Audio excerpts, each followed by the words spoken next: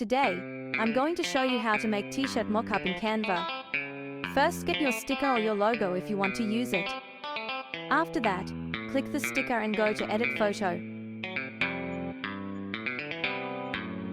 Click Mockup. There you can see lots of mockups that you can use. But for now, we will choose a t-shirt mockup. The t-shirt mockup is belong to apparel.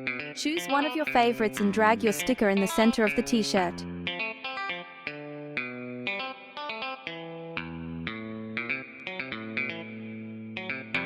As you can see, after inserting your sticker, you can edit the t-shirt like changing the colors and so on. There's another option for that. Go to Elements and search for plain t-shirts. Choose your favorite and apply it to your design. Also add your logo. I hope you found this tutorial helpful. If you did, don't forget to give this video a thumbs up and subscribe to Digital Delight for more awesome content. Until next time, happy designing!